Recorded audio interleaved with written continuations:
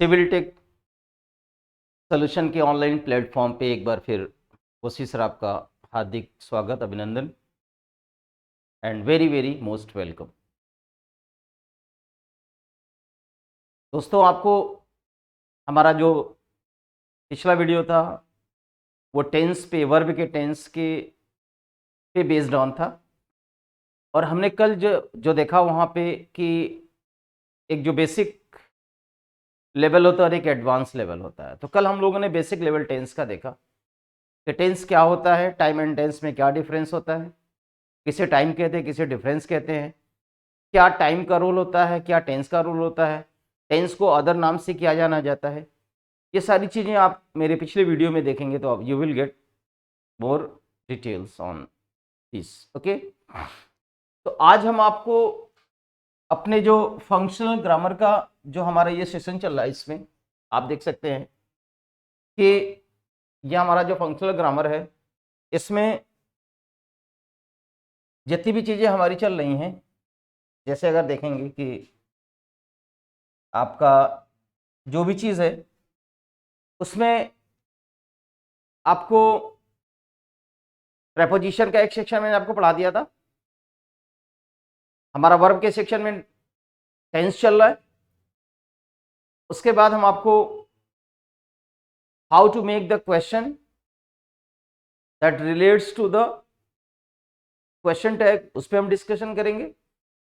फिर ग्रामर के last section में हम आपको कंजंक्शन पे क्लास देंगे, फिर वो हमारा खत्म हो जाएगा। फिर राइटिंग सेक्शन में हम लोग इंस्टेंट आ जाएंगे।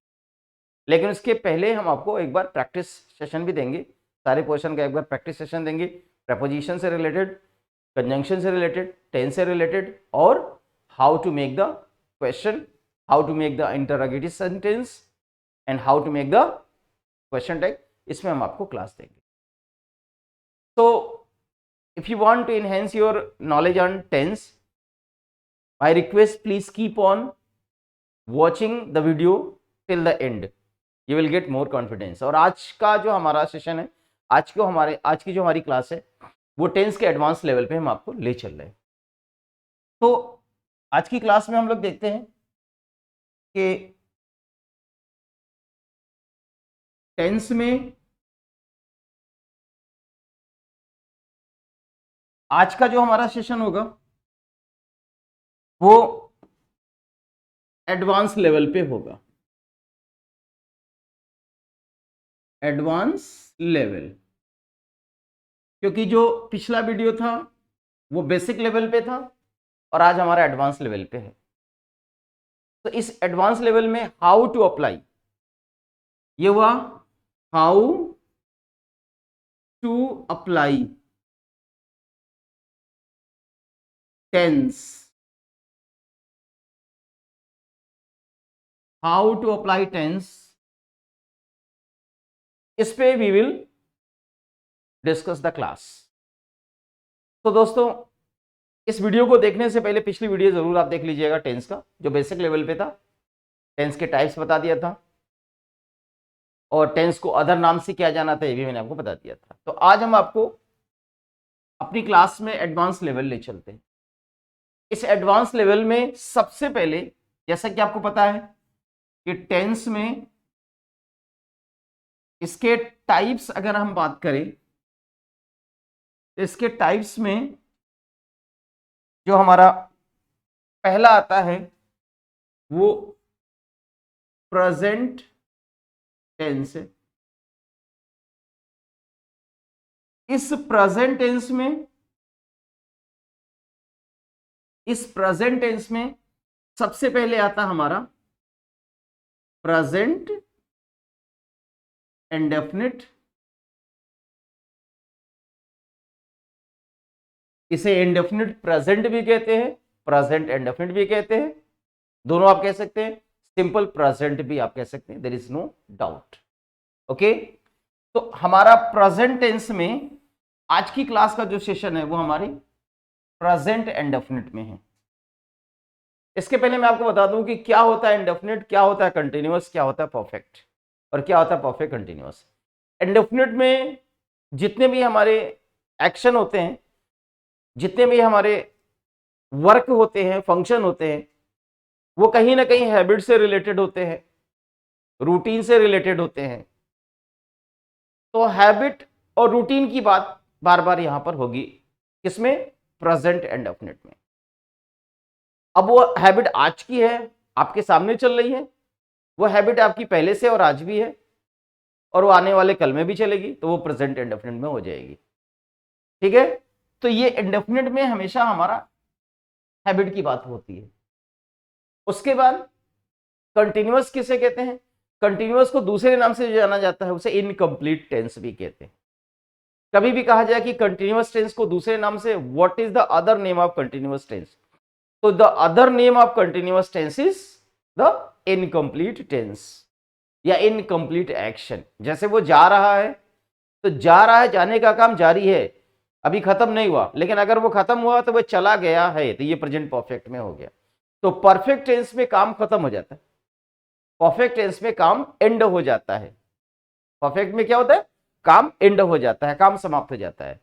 तो इंडेफिनिट में अनिश्चितता होती है काम की, इसमें हमारी हैबिट होती है, इसमें हमारा रूटीन होता है, जो पहले था और आज भी और आने वाले कल में भी है। किसी की हैबिट, ठीक है ना, इसकी बात करेगा, रूटीन की बात करेगा, कस्टम की बात करेगा, ट्रेडिशन जो होगा हमारा, जो काम पहले कर रहे थे आज भी कर रहे हैं, आने वाले कल में भी कर रहे हैं। एक डेट पे हम वही काम, जैसे हम अपना इंडिपेंडेंस जो होता है वो 15 अगस्त को सेलिब्रेट करते हैं, तो पहले भी करते थे और आज भी कर रहे हैं, आने वाले कल में भी कर रहे हैं। सूरज का निकलना, चांद का निकलना, सूरज का डूबना, चांद का डूबना, दिन का होना, रात का होना। स्कूल की जो रूटीन हमारी होती है कि गर्मियों में क्या रूटीन हो गई, ठंड में क्या रूटीन होती है, तो स्कूल कब खुलता है, स्कूल कब बंद होता है, तो ये सब हमारा कहीं ना कहीं हैबिट है। और ये जो हैबिट है वो हमारे इंडेफिनिट में आ जाएगा, वो भी किस इंडेफिनिट में आ जाएगा? प्रेजेंट इंडेफिनिट में आ जाएगा। बाकी अगर हम कंटिन्यूअस की बात करते हैं, तो कंटिन्यूअस को दूसरे नाम से, अभी मैंने बताया कि कंटिन्यूअस को दूसरे नाम से कंटिन्यूअस को दूसरे नाम से इनकम्प्लीट टेंस भी कहते हैं। जो भी हमारा इनकम्प्लीट टेंस होगा वो किस में हो जाएगा? कंटिन्यूअस में हो जाएगा, प्रेजेंट से लेकर के फ्यूचर तक। Present continuous, past continuous, future continuous, इसमें इनकम्प्लीट एक्शन होता है।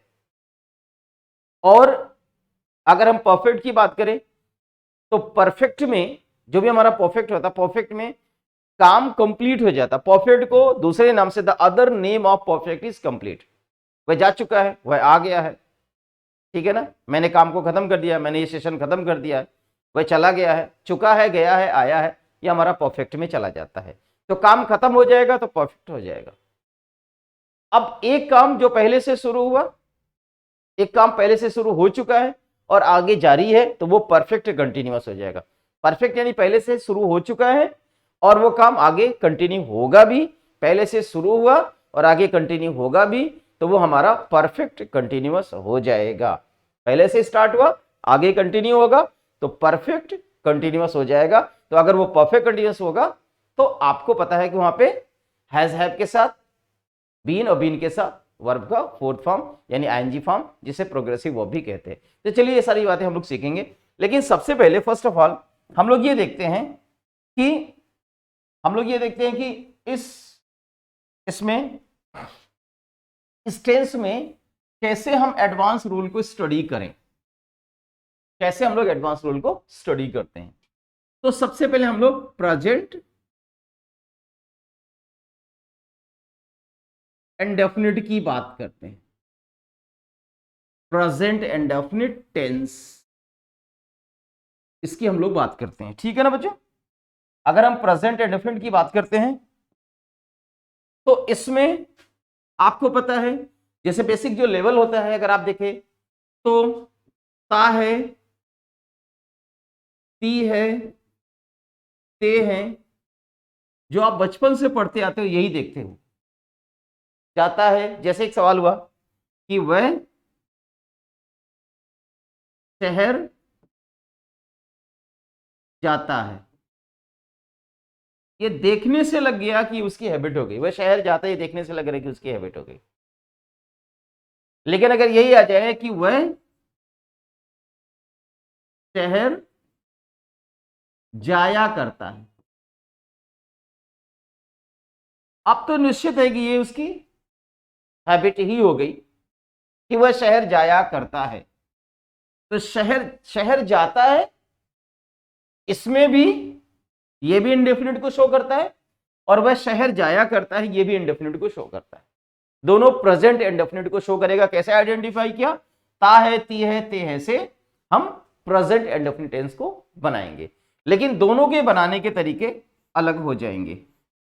पहला वाला जो होगा, जैसे ये पहला है और ये दूसरा है, तो जो पहला वाला है बच्चों, वो देखिए कैसे बनेगा कि वह शहर जाता है, तो आप कहते हैं ही गोज टू सिटी, यानी this is the habit of somebody, ये किसी इंसान की आदत है कि वह शहर जाता है, तो गोज हो गया।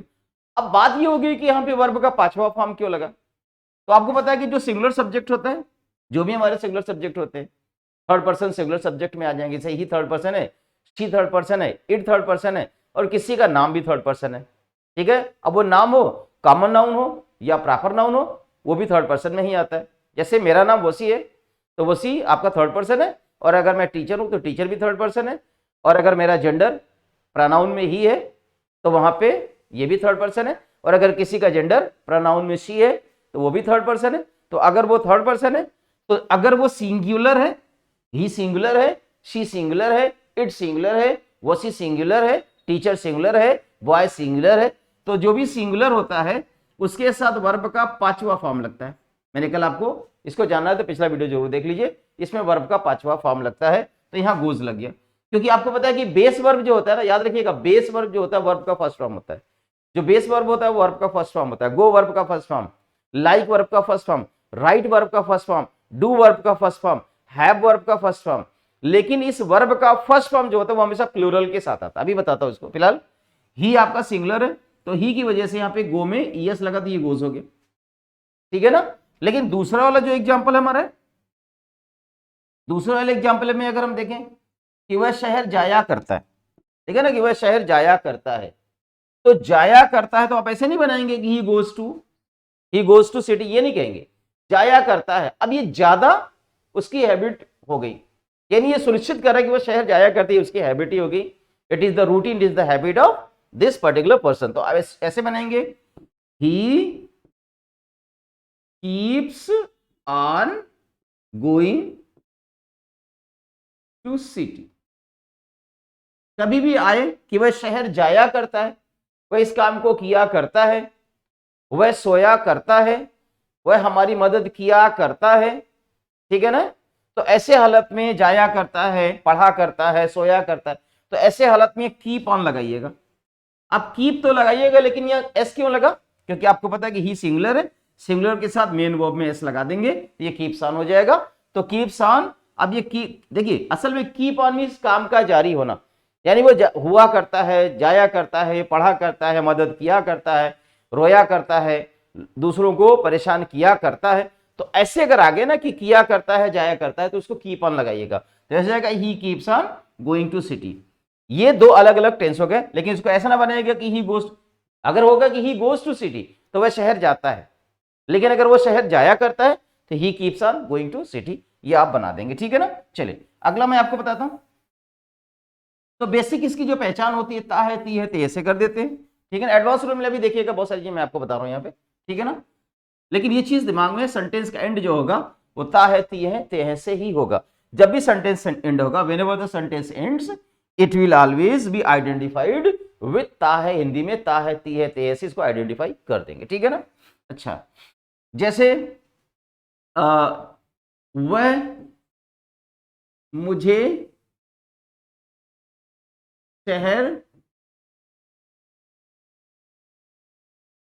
शहर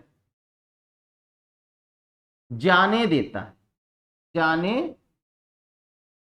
है। आप सीख रहे हैं कि कैसे टेंस को आइडेंटिफाई किया जाए, कैसे टेंस को पहचाना जाए, ये जाना बड़ा जरूरी होता है।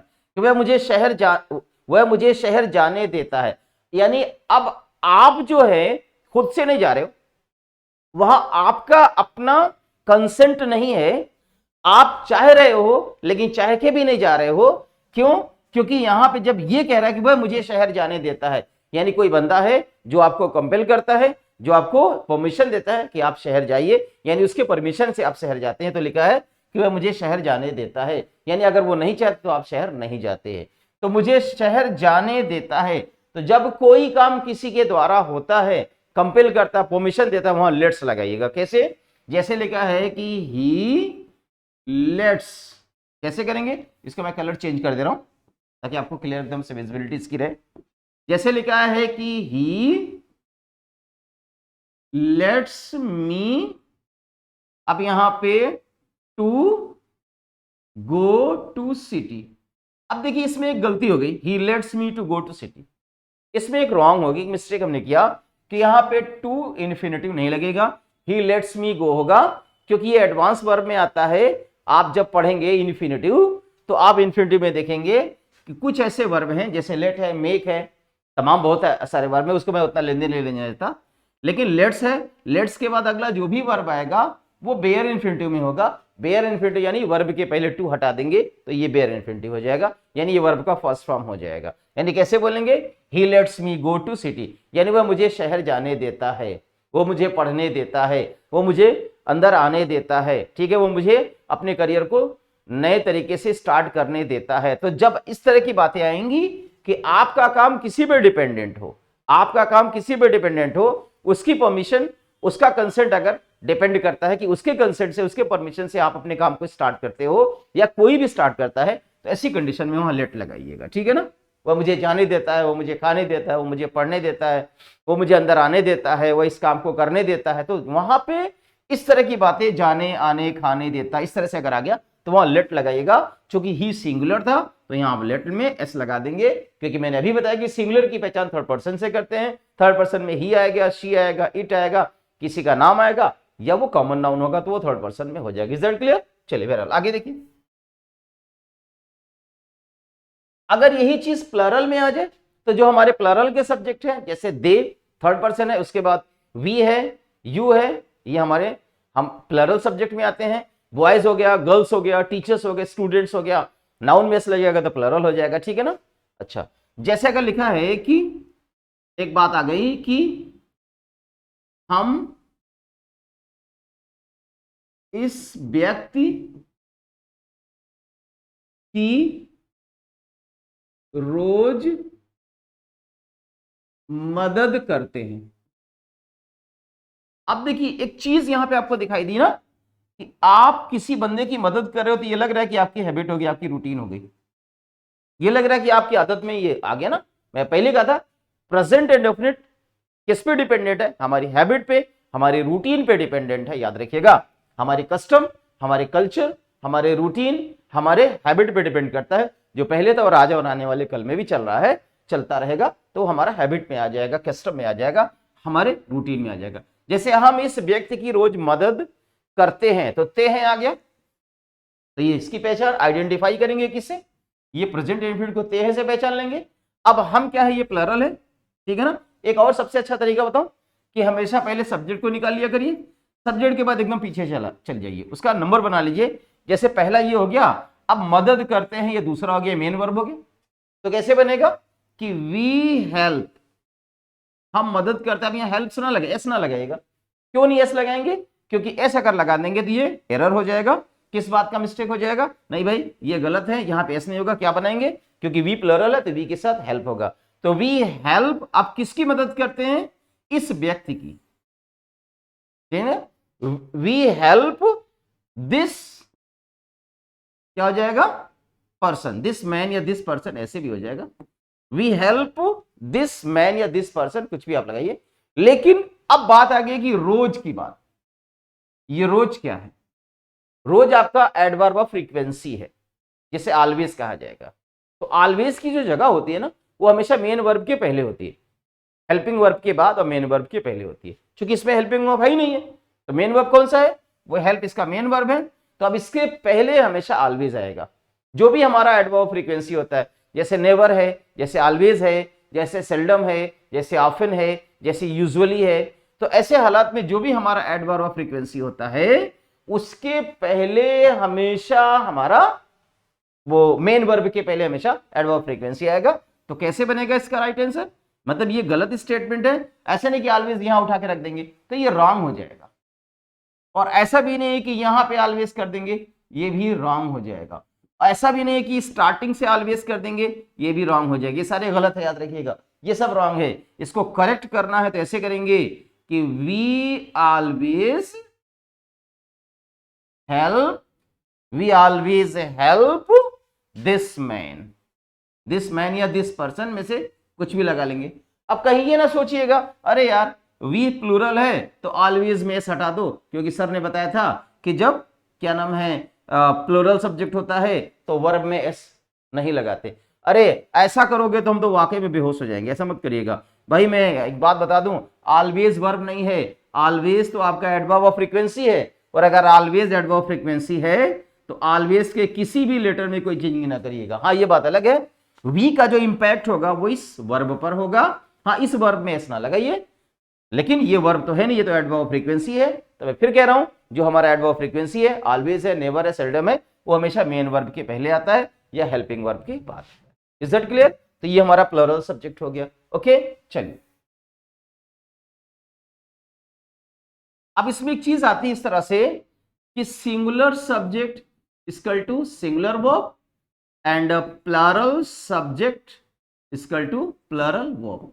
अब सिंगुलर सब्जेक्ट का क्या मतलब हुआ कि जो भी हमारा सिंगुलर सब्जेक्ट है, जैसे मान लिया आपने देखा बॉय है तो बॉय में से नहीं लगा है, तो जो अगला वर्ब आएगा वो इसका आएगा, वो वास का आएगा, वो हैज का आएगा, वो प्लेस का आएगा, वो रन्स का आएगा।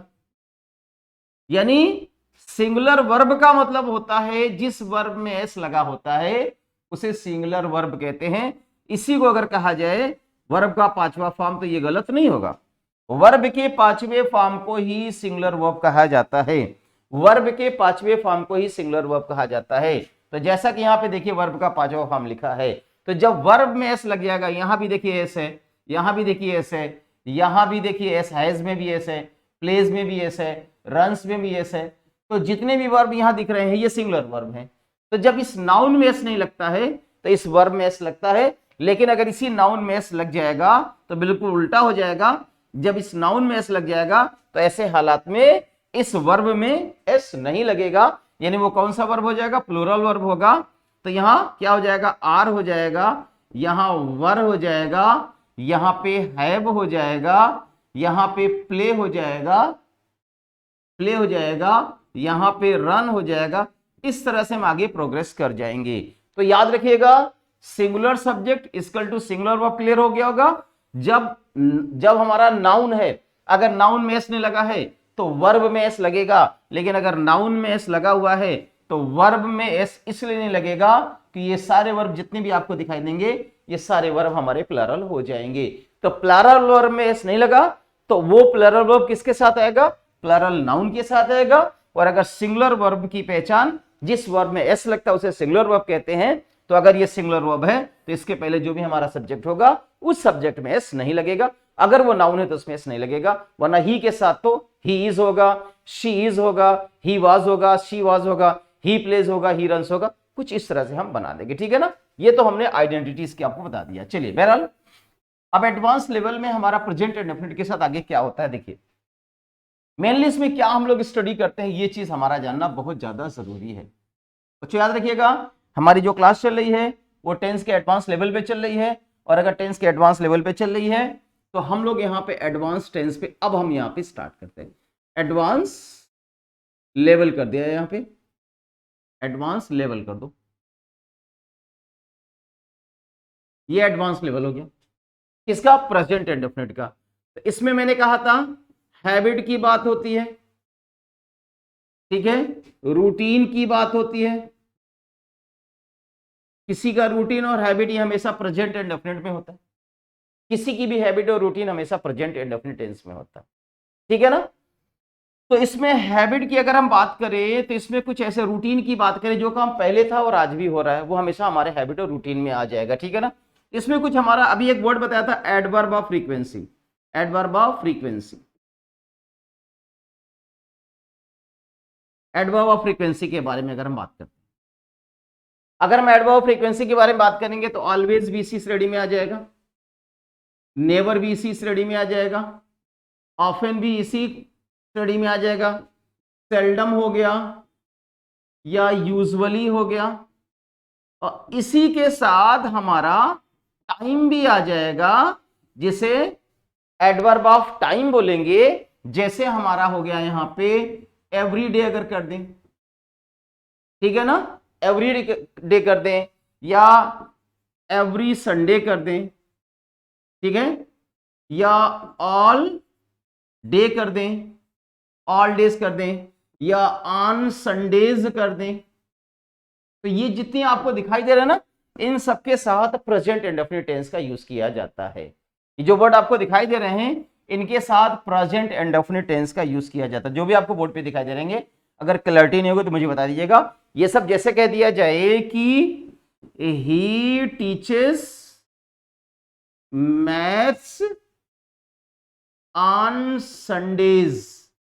आप कहोगे सर कहां संडेज होता है? बिल्कुल होता है। अगर ऑन संडेज कह दिया तो हर एक संडे की बात यहां हो गई, यानी जितना भी संडे पड़ता है सभी संडे में वो हमें क्या पढ़ाते हैं? मैथ्स पढ़ाते हैं। तो टीच का यहां पे टीचर्स कर दीजिएगा। पास में ये जो हमारा टाइम होता है वो हमेशा सेंटेंस के लास्ट में आता है। तो ये क्या हो गया हमारा? ये हमारा टाइम को डिसाइड करा। अब ऑन संडेज हो गया, ऑन मंडेज हो गया, ये टाइम को बताता है, लेकिन इसमें एस जरूर लगाएगा। अब ये किस बात की करता है? हमारी हैबिट की बात करता है, वो हैबिट जो हमेशा चलता रहेगा। इसलिए यहाँ पे प्रेजेंट इंडेफिनिट टेंस में करेंगे। फिलर का क्वेश्चन आ गया तो उसमें हैज टॉट भी हो सकता है, इज टीचिंग भी हो सकता है। नहीं, वो गलत है, जब होगा वहां पे टीचर्स हो जाएगा, ठीक है ना। अच्छा, इसी के साथ साथ और भी चीजें आप यहाँ पे देखिए, जैसे आपका लगा यहाँ पे मैंने अभी बताया था इस तरह से, जैसे लिखा है यहाँ पे कि she is always helping her juniors. She is always helping her juniors. अब इस पर्टिकुलर पर्सन की हैबिट आप यहां पे बता रहे हो कि वह हमेशा अपने जूनियर्स की मदद कर रही है, नहीं करती है बोलेंगे हिंदी में, करती है, कर रही नहीं। देखने में लग रहा है कि यार ये बिल्कुल सही है, लेकिन ऐसा नहीं है, ये बिल्कुल सही नहीं है, यहां गलत है। इसका करेक्ट जो आंसर आएगा ऐसे हो जाएगा, ऑलवेज हेल्प का क्या हो जाएगा यहाँ पे? हेल्प्स हो जाएगा, क्योंकि ये सिंगुलर सब्जेक्ट है तो यहाँ हेल्प्स हो जाएगा। तो कैसे बोलेंगे? She always helps her junior, ऐसे बोल देंगे, ठीक है ना। कैसे बोलेंगे? She always helps her junior. तो ये काम जो है ऑलवेज नेवर सेल्डम जो होता है, ऑलवेज है, नेवर है, सेल्डम है, ये कंटिन्यूअस में नहीं आता। लेकिन अगर यहां पे हमने कहा कि नहीं आता है तो इसका भी एक्सेप्शन है। जैसे अगर कोई थर्ड पर्सन की शिकायत आप कर रहे हो, जैसे आपने ऐसे कहा कि ही ऑलवेज, ऐसे कर दो, यहां पे फिर से बता दे रहा हूं कि he is always abusing others, तो अब ये अंडरलाइन हो जाएगा। और जब ये अंडरलाइन होगा तो चार ऑप्शन ऐसे दे देगा। पहला कर देगा नो इंप्रूवमेंट इज रिक्वायर्ड, और दूसरा दे देगा ऑलवेज यहां पे अब्यूजेस। तो बहुत सारे बच्चे इसी को लगा देते हैं, लेकिन ऐसा नहीं है। ये मैं नहीं कहता कि ये गलत है, लेकिन ये भी सही है, ये गलत नहीं है।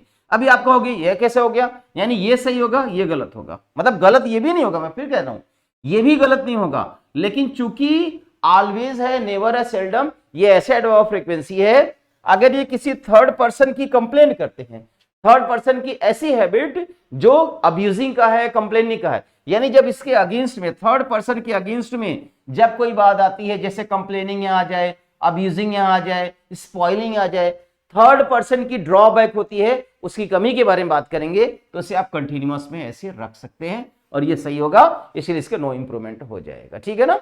हाँ, अगर वो पॉजिटिविटी की बात करेंगे, गुड नेचर के बारे में बात करेंगे, गुड एक्शन के बारे में बात करेंगे, तो उसे प्रेजेंट इंडेफिनिट टेंस में रखिएगा। लेकिन अगर उसके बैड हैबिट के बारे में बात करेंगे, बैड एक्शन के बारे में बात करेंगे, तो उसे हम प्रेजेंट इंडेफिनिट में भी रख सकते हैं और उसे प्रेजेंट कंटिन्यूअस में भी रख सकते हैं। ये बात हमेशा दिमाग में रखिएगा, ठीक है ना। चलिए बहरहाल, इसके बाद अब यहां आ गया हैबिट में हमारा कि जैसे एक आया कि इंडिया इज सेलिब्रेटिंग, ऐसे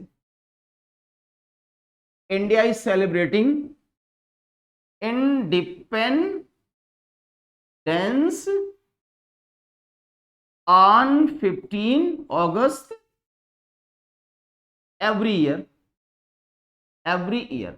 अब यहां पे आप देख सकते हैं कि ये तो हमारे भारत की रूटीन हो गई। ये एक रूटीन है जो पहले से था, 1947 से स्टार्ट हुआ, और जब तक ये मुल्क हमारा है, जब तक रहेगा, तो उसके लिए हमेशा हम अपने इंडिपेंडेंस को सेलिब्रेट करेंगे द सेम डे। 15 अगस्त का हो गया, तो ऐसे हालात में इज सेलिब्रेटिंग ये रॉन्ग हो जाएगा, इसे काट के इसकी जगह पे करेंगे सेलिब्रेट्स। इंडिया सेलिब्रेट्स हो जाएगा, जो हमारे प्रेजेंट इंडेफिनिट टेंस में कन्वर्ट हो जाएगा। ठीक है ना, बहरहाल ये क्लियर हो गया होगा। अच्छा, उसके बाद सूरज का निकलना हुआ, जैसे आप ऐसे नहीं कहेंगे कि the sun is rising in the east, ठीक है ना, ना, क्योंकि ये सूरज का क्या है, इसकी रूटीन हो गई, सूरज का अपना एक रूटीन हो गया, तो ये इज राइजिंग को काट के यहां पे आप राइजेस कर देंगे। ठीक है ना, क्या करेंगे, राइजेस हो जाएगा। ये क्लियर हो गया होगा। अच्छा, उसके बाद फिर यहां पे आ गया कि इस तरह से, जैसे हमारा इस तरह से आता है कि हमारे जो सेंस ऑफ ऑर्गन्स होते हैं,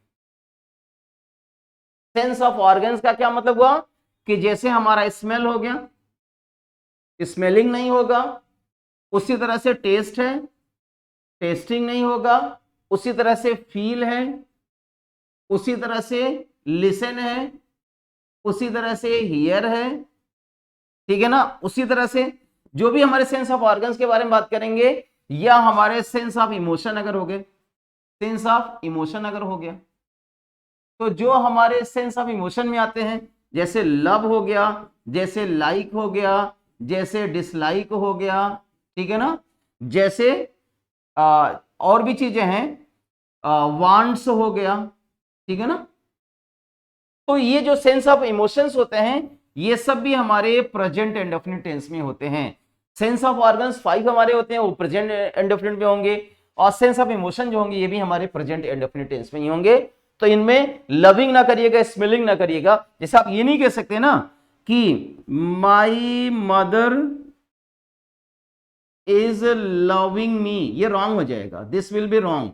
इज लविंग की जगह पे सीधे कर देंगे लव्स मी, ठीक है ना, क्योंकि ये क्या है, सेंस ऑफ इमोशन है। तो सेंस ऑफ इमोशन जो होते हैं वो हमेशा प्रेजेंट इंडेफिनिट टेंस में ही होते हैं, या सेंस ऑफ ऑर्गन्स जो होते हैं ये भी हमारे प्रेजेंट इंडेफिनिट टेंस में ही यूज किए जाते हैं। अच्छा, एक बड़ा इंपॉर्टेंट यहां पे देता है, जैसे सेंस ऑफ लैक की बात हो रही है, सेंस ऑफ लैक, ऐसे वर्ब जो लैक की बात करते हैं, लैक में वांट भी आ सकता है, अभी इसके पहले मैंने लिख दिया था, लेकिन अब जैसे कह दिया जाए कि सेंस ऑफ लैक में वांट हो गया, जैसे नीड हो गया, जैसे रिक्वायर हो गया, ठीक है ना, इस तरह से जो भी हमारा होगा, वांट का वांटिंग नहीं होगा। ऐसे आप नहीं कह सकते हो कि राम इज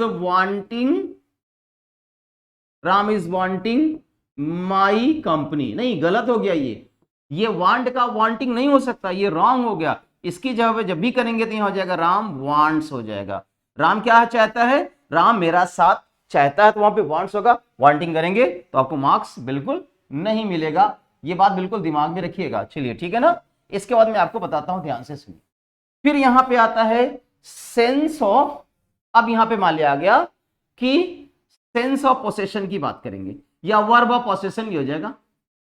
पोसेशन में इसे क्वेश्चन देता है, देखिए कैसे, जैसे सेंस ऑफ पोसेशन में आ गया कि यहां पे कि यहां आ गया लैक हो गया, ये लैक की बात करेगा, ठीक है ना, ठीक है, या पोसेशन में लैक ना करो, बल्कि ऐसे कर दीजिए जैसे हैव है,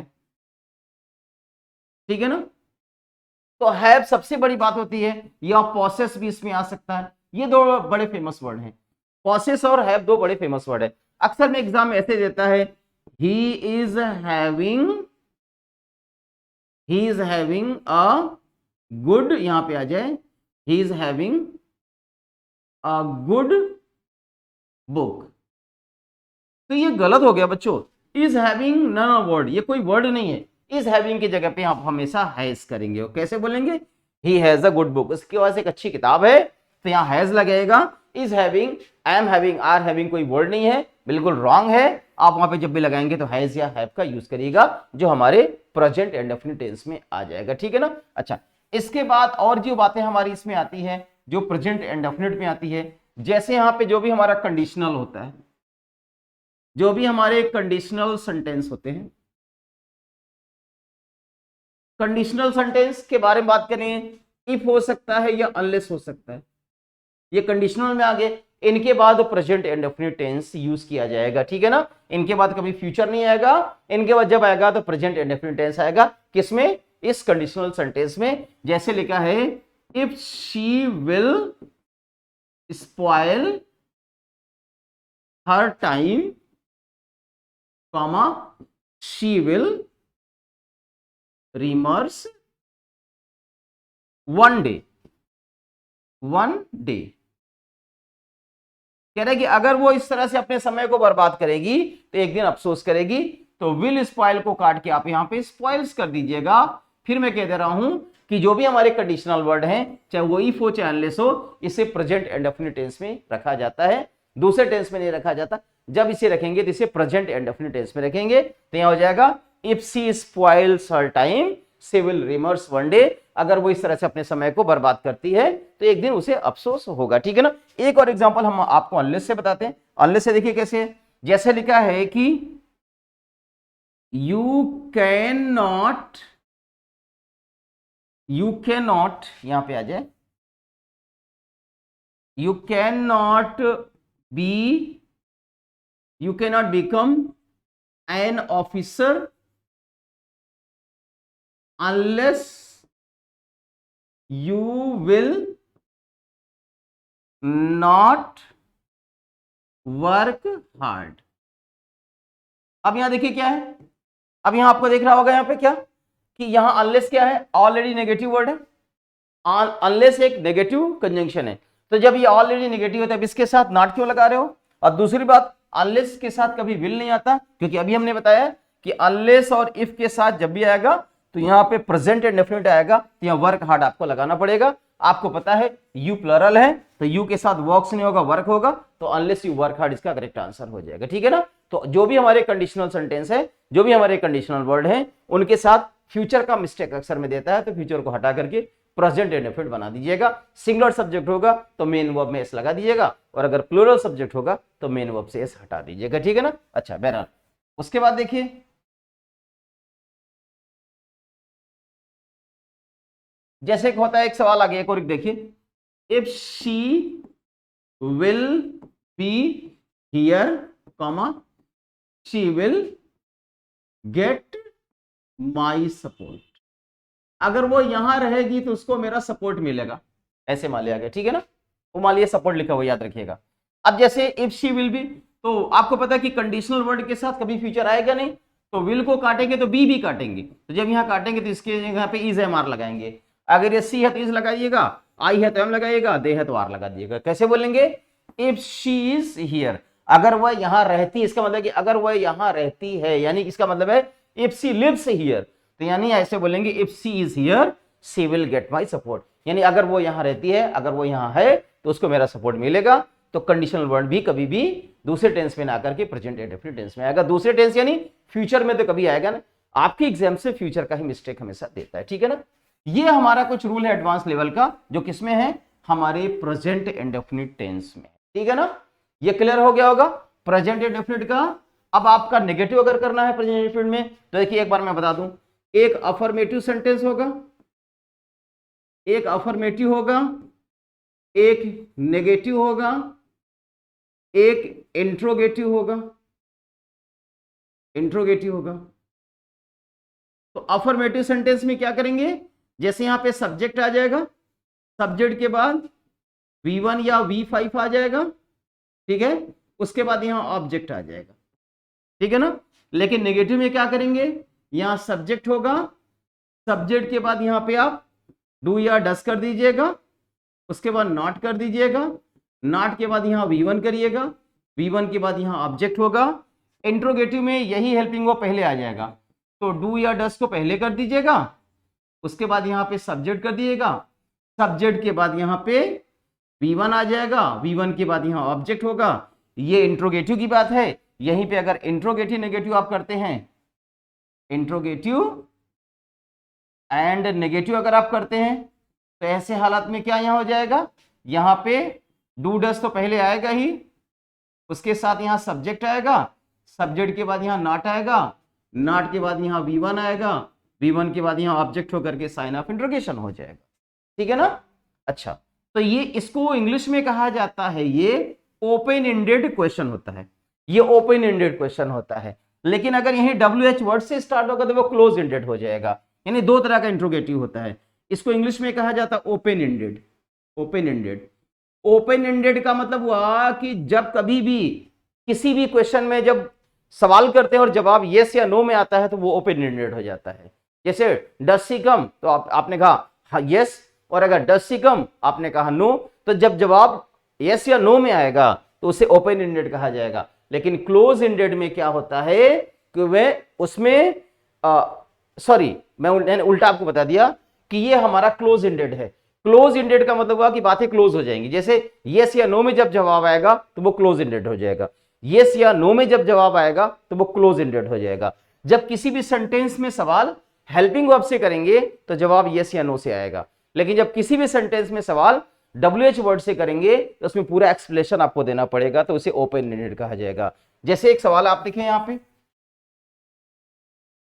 जैसे लिखा है कि when does she play here, तो अब इसका जवाब क्या आएगा, एक वर्ड में नहीं आएगा बल्कि एक ग्रुप ऑफ वर्ड में आएगा।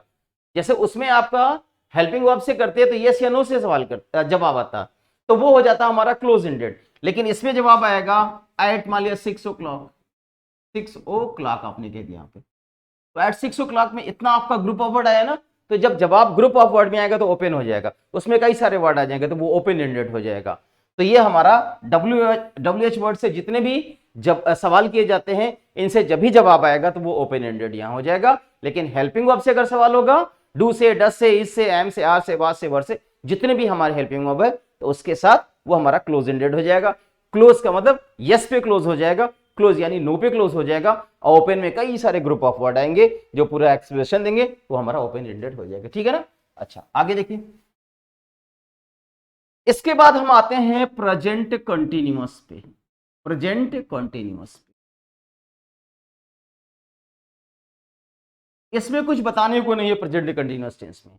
याद रखिए बच्चे, प्रेजेंट कंटिन्यूअस के एडवांस रूल में क्या आता है, इसके एडवांस रूल में कुछ ऐसे सेलेक्टेड वर्ड है, जैसे दीज है, जैसे मान लिया आपने कहा दीज, ऐसे दीज डेज हो गया, या नाउ अ डेज हो गया, या एट प्रेजेंट हो गया। ये हैं क्या, ये सब हमारे एडवर्ब ऑफ टाइम है, ये सब हमारे एडवर्ब ऑफ टाइम है। अब ये ऐसे एडवर्ब ऑफ टाइम हैं जिन्हें प्रेजेंट कंटिन्यूअस टेंस में यूज किया जाता है। प्रेजेंट कंटिन्यूअस, जैसे लिखा है कि she does not help me these days, ऐसे अगर आपने कह दिया तो वही ये गलत हो गया, क्योंकि आपने जब यहाँ पे दीज डेज आप एडवर्ब ऑफ टाइम लगा दे रहे हैं, तो डज नॉट हेल्प ये गलत है। इसका करेक्ट आंसर हो जाएगा is not helping. Is not helping इसका करेक्ट आंसर होगा। कैसे बोलेंगे, शी इज नॉट हेल्पिंग, यानी वह मदद मेरी नहीं कर रही है। तो फिर कह रहा हूं these days, now days, at present, ये ऐसे वर्ड हैं, या नाउ भी इसमें आ सकता है, इसमें नाउ भी आ सकता है। तो ये ऐसे वर्ड है, नाउ हो या नाउ डेज हो, ये ऐसे वर्ड हैं जो प्रेजेंट कंटीन्यूअस टेंस में यूज किए जाते हैं। इन शॉर्ट अगर देखा जाए तो इन्हीं वर्ड को दिमाग में रखिए, ये हमारे प्रेजेंट कंटीन्यूअस टेंस में यूज किए जाते हैं। कल का लेक्चर, जो पिछला हमारा लेक्चर था, उसमें मैंने बताया था कि प्रेजेंट कंटीन्यूअस टेंस में इज एमआर लगता है और उसके साथ प्रोग्रेसिव वर्ब आता है, क्योंकि कंटीन्यूअस का मतलब प्रोग्रेसिव वर्ब होता है, जिसे इनकम्प्लीट टेंस भी कहा जाता है। ठीक है ना। बहरहाल एक इसमें और भी है, जैसे एक और देखिए, जैसे आपने कहा, मैंने कहा था ना कि जब थर्ड पर्सन की कंप्लेन किया जाएगा तो उसे प्रेजेंट कंटीन्यूअस टेंस में रखा जाएगा, ऑलवेज के साथ भी। हालांकि ऑलवेज को प्रेजेंट इंडेफिनिट टेंस में रखा जाता है, नेवर को प्रेजेंट इंडेफिनिट टेंस में रखा जाता है, यूजुअली को प्रेजेंट इंडेफिनिट टेंस में रखा जाता है। लेकिन अगर थर्ड पर्सन से रिलेटेड किसी की कंप्लेन किया जाएगा, उस थर्ड पर्सन की कंप्लेन होगी, तो उसको प्रेजेंट कंटीन्यूअस टेंस में आप रखिए। प्रेजेंट इंडेफिनिट में तो रख सकते हैं, लेकिन अगर वो प्रेजेंट कंटीन्यूअस में आया तब भी वो सही है, वो गलत नहीं होगा। मैंने अभी कहा कि माई सन, तो सन है, यह क्या हो गया, ये थर्ड पर्सन है। जैसे माई सन इज ऑलवेज, यहां पे स्पॉइलिंग हिज टाइम, ये बिल्कुल सही है। अब इसे आप प्रेजेंट कंटीन्यूअस में रख सकते हैं, ये आपके ऊपर डिपेंड करता है। ये प्रेजेंट इंडेफिनिट में भी हो सकता है, आर करके आप इसे ऐसे भी लिख सकते हैं। अगर आप चाहें तो लिखना चाहे तो लिखेंगे ऑलवेज स्पॉइल्स, ऑलवेज स्पॉइल्स भी बोल सकते हैं या ऑलवेज स्पॉइलिंग भी बोल सकते हैं, आपके ऊपर डिपेंड करता है, जैसा बोलना चाहे बोले। ऑप्शन में अगर आप दोनों आ गया तो बोथ कर दीजिएगा, और अगर ऑप्शन में ये भी है और कह दिया जाए नो इंप्रूवमेंट रिक्वायर्ड है, तो उसमें नो इंप्रूवमेंट रिक्वायर्ड लगाएगा, फिर इसको ना लगाने की कोशिश करेगा, ठीक है ना। तो यहां ऑलवेज स्पॉइलिंग भी हो सकता है, अब्यूजिंग भी हो सकता है, इंसल्टिंग भी हो सकता है, क्योंकि वो बैड सेंस वाला वर्ड जो होगा वो थर्ड पर्सन के साथ अप्लाई होगा, वरना always, never, seldom, often, usually, ये तमाम ऐसे एडवर्ब ऑफ फ्रीक्वेंसी है जो हमारे प्रेजेंट इंडेफिनिट टेंस में यूज किए जाते हैं, ठीक है ना। ये प्रेजेंट कंटीन्यूअस यहां पे खत्म हो गया। अब इसके स्ट्रक्चर के बारे में मैंने आपको कल लिखा दिया था कि इसका बेसिक स्ट्रक्चर क्या है, आप वहां पे देख लीजिएगा, वहां आपका क्लियर हो जाएगा, ठीक है।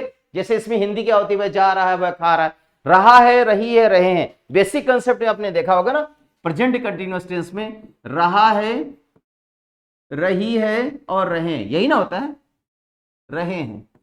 तो ये इससे अगर कोई भी सेंटेंस एंड होगा तो ये प्रेजेंट कंटीन्यूअस टेंस हो जाएगा। है को था में करेंगे तो पास्ट कंटीन्यूअस टेंस में होगा, और अगर होगा, रहा होगा तो फ्यूचर कंटीन्यूअस टेंस हो जाएगा। बहुत आसान है, मैंने आपको बता दिया है, आप देख लीजिएगा। एडवांस रूल में उतना ही काफी था, उतना बढ़िएगा, आपका पूरा क्लियर हो जाएगा। फिर बात आ गई हमारे प्रेजेंट परफेक्ट टेंस की। प्रेजेंट परफेक्ट टेंस में एक बात मैं बता दूं कि जो हमारा परफेक्ट टेंस होता है, परफेक्ट टेंस को क्या बोला जाता है, कि जो परफेक्ट टेंस को ही कहा जाता है कि कंप्लीट, कंप्लीट, कंप्लीट, यानी जो काम खत्म हो गया वो कंप्लीट हो गया। जैसे वह जा चुका है, आज ही खत्म हुआ, आपके सामने खत्म हुआ, जा चुका है। जा चुका था तो कल की बात हुआ, वो काम खत्म हो गया, लेकिन अभी आपके सामने वो जा चुका है, मैंने ये काम कर दिया, आई हैव कंप्लीटेड। तो इसका जो बेसिक है आपने देखा होगा, इसमें आप देखेंगे कि जो हमारा हेल्पिंग वर्ब होता है वो हैज या हैव होता है, और इसमें जो मेन वर्ब होता है वो वर्ब का थर्ड फॉर्म होता है ना, ये वर्ब का थर्ड फॉर्म होता है।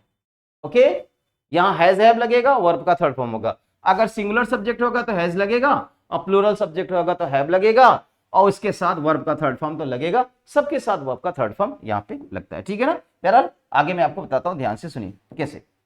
अब इसको मिटा दे रहा हूं, लेकिन इतना दिमाग में रखिएगा, जो कंटिन्यूअस टेंस होता है वो इनकम्प्लीट टेंस होता है, जो परफेक्ट टेंस होता है वो कंप्लीट टेंस होता है, ठीक है ना। हिंदी में अगर देखा जाए तो क्या होता है, चुका है, गया है, आया है, ऐसे आया है, चुका है, गया है, चुकी है, लिया है, इस तरह से हिंदी इसकी बोलते हैं, ठीक है ना। इसको हिंदी में कुछ इसी तरह से यूज किया जाता है, तो ये बात बिल्कुल दिमाग में रखिएगा। हिंदी बताने की कोई जरूरत नहीं है, क्योंकि आपको समझ में आ रहा होगा कि हमारे प्रेजेंट परफेक्ट टेंस में उसका जो एंड होता है वो चुका है, गया है, आया है, सोया है, पढ़ा है, लिया है, दिया है, कुछ खास ऐसे वर्डों से हम यहाँ पे इसको हम यूज करते, अप्लाई करते हैं, ठीक है ना। अब देखिए कैसे। अब इसका चूंकि आप पढ़ रहे हो एडवांस लेवल, अगर आप एडवांस लेवल पढ़ रहे हैं तो एडवांस लेवल में कहां से पूछता है ये जानना जरूरी है। तो इसमें देखिए जैसे लिखा है ना कि इस तरह से एक वर्ड में मैंने आपको बताया, जैसे ऑलवेज है, नेवर, ऑफन है, ये भी हमारा प्रेजेंट परफेक्ट टेंस में यूज कर सकते हैं। जैसे he has always spoiled his time, उसने हमेशा अपने समय को बर्बाद किया है। मैं फिर एक बार बता दे रहा हूं, ऑलवेज जो होता है, नेवर जो होता है, सेल्डम यह होता है, ये तमाम जो हमारे एडवर्ब फ्रीक्वेंसी है वो प्रेजेंट इंडेफिनिट टेंस में ही यूज किए जाते हैं। प्रेजेंट कंटीन्यूअस टेंस में तब यूज किए जाएंगे जब थर्ड पर्सन की कंप्लेन करेंगे, उसके अगेंस्ट में उसकी बैड हैबिट या उसके बैड एक्शन के बारे में बात करेंगे, तब भी आप always, never, seldom, usually use करेंगे। उसके बाद प्रेजेंट परफेक्ट यानी जो परफेक्ट टेंस है उसमें भी हम ऑलवेज, नेवर, ऑफन को हम यूज करेंगे। तो जो भी हमारा एडवर्ब ऑफ फ्रीक्वेंसी है, ये हमारा प्रेजेंट परफेक्ट टेंस में भी आ सकता है। कौन सा है? जैसे ऑलवेज है, जैसे नेवर है, जैसे ऑफन है, जैसे यूजुअली है, जैसे सेल्डम है, जैसे हार्डली है। ये हमारे एडवर्ब ऑफ फ्रीक्वेंसी के संज्ञान में आ गए। और अगर ये एडवर्ब ऑफ फ्रीक्वेंसी के संज्ञान में आ गए तो इन्हें हम प्रेजेंट इंडेफिनिट में भी यूज करेंगे, प्रेजेंट कंटिन्यूअस के थर्ड पर्सन के बैड हैबिट, बैड एक्शन की बात करेंगे तब यूज करेंगे, और इसे प्रेजेंट परफेक्ट टेंस में भी यूज करेंगे। कैसे? जैसे लिखा है कि you always have spoiled your time. तो आप देखेंगे you always have spoiled your time, sentence तो बिल्कुल सही लग रहा है, लेकिन कहीं ना कहीं प्लेस की गलती हो गई कि जो हमारा एडवर्ब ऑफ फ्रीक्वेंसी है ये हैज या हैव के बाद यहां आना चाहिए, क्योंकि इसकी प्लेस बहुत ज्यादा मायने रखती है ऑलवेज को जब भी रखेंगे तो मेन वर्ब के पहले और हेल्पिंग वर्ब के बाद रखेंगे। अगर हेल्पिंग वर्ब नहीं है तभी मेन वर्ब के पहले रखेंगे। और बाय द वे अगर वो प्रेजेंट परफेक्ट टेंस में या पास्ट परफेक्ट टेंस में अगर हमारा एडवर्ब ऑफ फ्रीक्वेंसी आ गया तो हैज या हैव या हैड के बाद हम इनको रख देंगे। यानी क्या इसका जवाब हो जाएगा कि यू हैव ऑलवेज स्पॉइल्ड, ऐसे कर दीजिएगा। ठीक है ना? मुझे लग रहा है क्लियर हो गया होगा, समझ में आ गया होगा। अच्छा, आगे देखिए ध्यान से। अब एडवर्ब ऑफ फ्रीक्वेंसी के साथ एक बड़ा फेमस हमारा क्वेश्चन हमारा देता है एडवांस लेवल में, जैसे को होता है यहां पे येट का और एक होता है ऑलरेडी का। ये ऐसे वर्ड हैं जो प्रेजेंट परफेक्ट टेंस में ही यूज किए जाते हैं। ये भी प्रेजेंट परफेक्ट टेंस में और ये भी प्रेजेंट परफेक्ट टेंस में। इसके अलावा ये किसी दूसरे टेंस में नहीं यूज किए जाएंगे। ऑलवेज और येट को प्रेजेंट परफेक्ट टेंस में यूज किया जाएगा। येट मींस अब तक और ऑलरेडी का मतलब होता है पहले ही। जैसे एक सवाल आ गया, हाँ एक बात और मैं बता दूं, येट जो होता है ये हमेशा नेगेटिव, प्रेजेंट के नेगेटिव में आएगा, प्रेजेंट परफेक्ट के नेगेटिव में आएगा, और ये जो आएगा पॉजिटिव या अफर्मेटिव में हमेशा आएगा। और इसकी प्लेस भी बड़ी मायने रखती है। मैं आपको यहां बताता हूं, ध्यान से सुनिए। अक्सर में इसका मिस्टेक देखा गया है कॉम्पिटिशन में आते हुए। जैसे लिखा है शी हैज येट, अब यहां पे आ जाएगा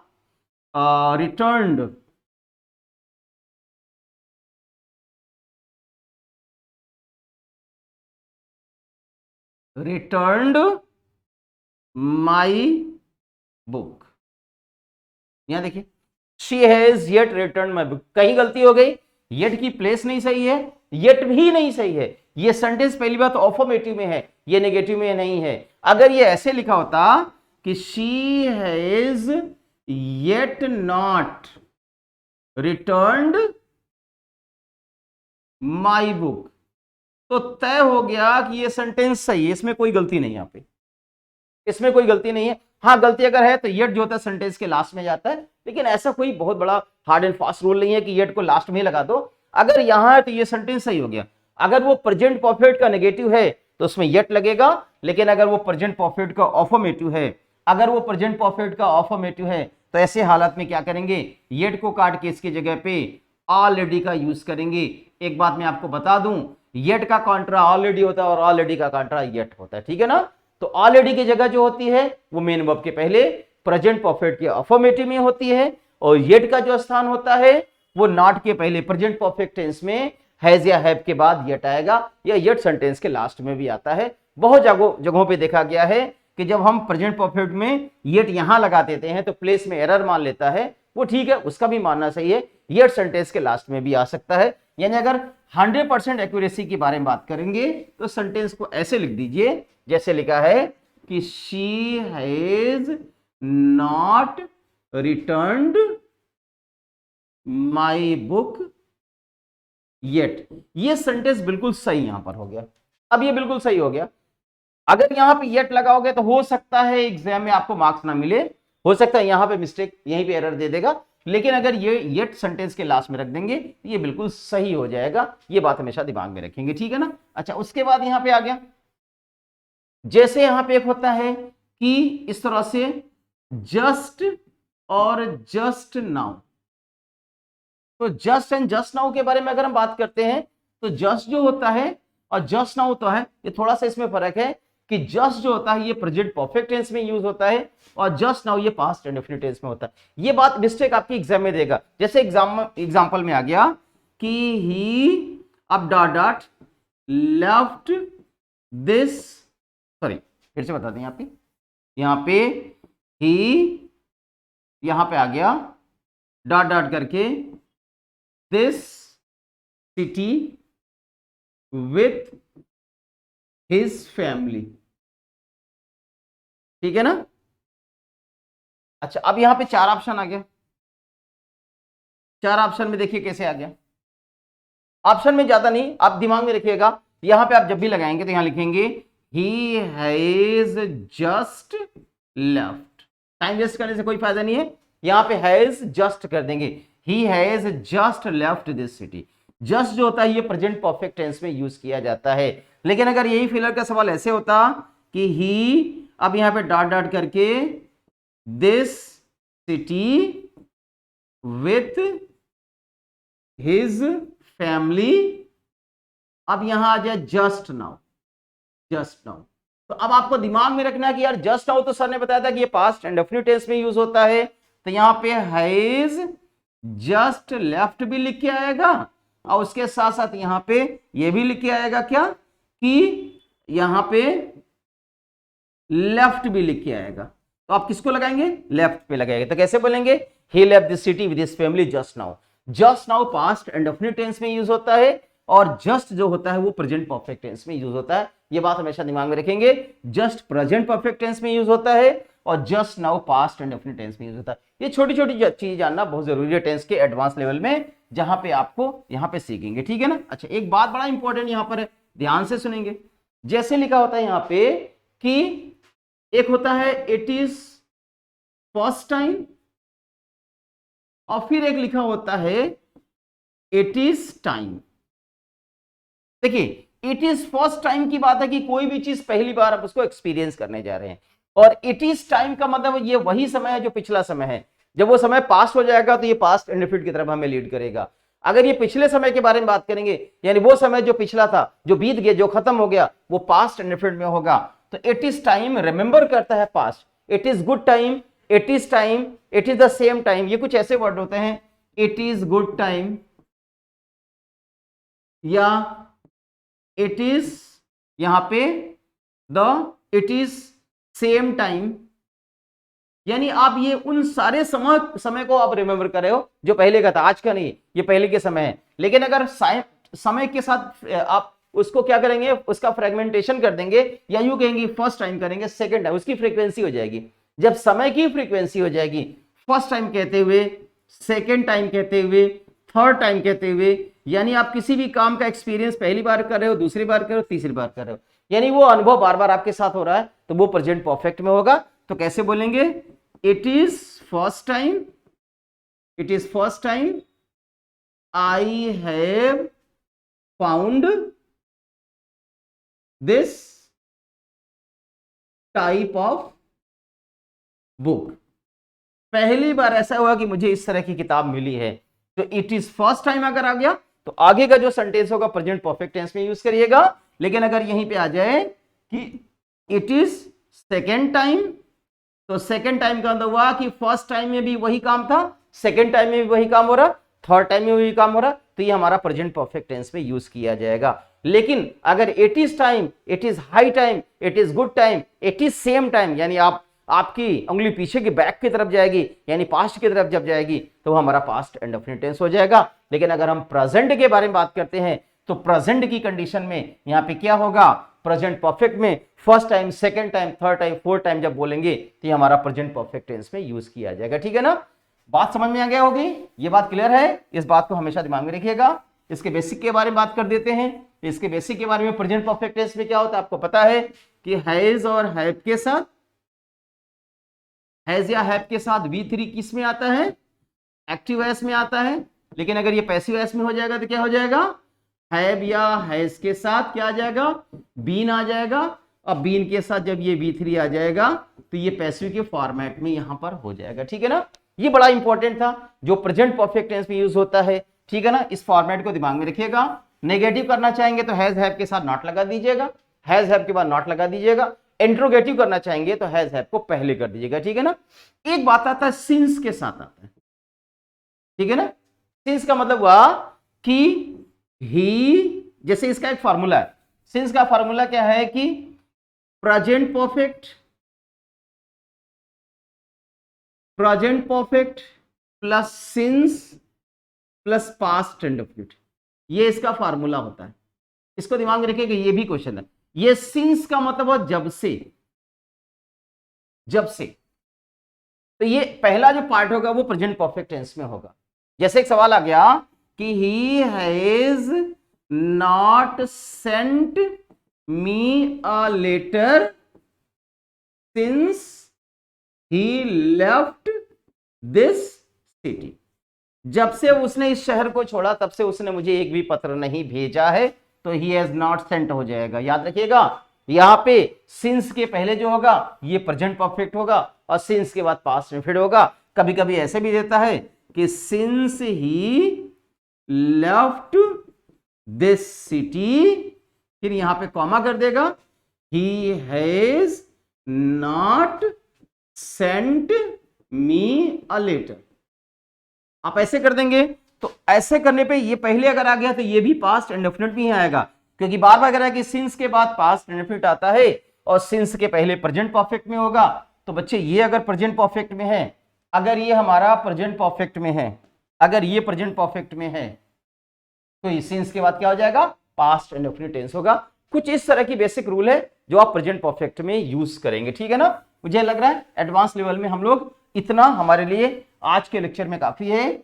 अगला जो लेक्चर हमारा आएगा वो हमारा पास्ट का आएगा। देखिए टेंस में सबसे ज्यादा जो कंटेंट इंपॉर्टेंट होता है present indefinite, present perfect, past indefinite, उसके बाद थोड़े बहुत जो यूसेज होते हैं वो फ्यूचर इंडेफिनिट और परफेक्ट कंटीन्यूअस टेंस के होते हैं। हमने जो पढ़ा सबसे इंपॉर्टेंट सेक्शन जो पढ़ा, प्रेजेंट इंडेफिनिट का पढ़ा, प्रेजेंट परफेक्ट का पढ़ लिया, प्रेजेंट कंटीन्यूअस का पढ़ लिया। अब आगे का जो लेक्चर हमारा आ जाएगा उसमें थोड़ी टाइम के लिए आपका प्रेजेंट परफेक्ट कंटीन्यूअस, फिर पूरा पास्ट और फ्यूचर हम अगले लेक्चर में आपको कंटिन्यू कर देंगे। तब तक के लिए keep watching my video, you will get more and more confidence. So thank you so much. आज के लिए बस इतना, फिर मिलते हैं अगले वीडियो में with new knowledge, with new energy. So thank you for watching.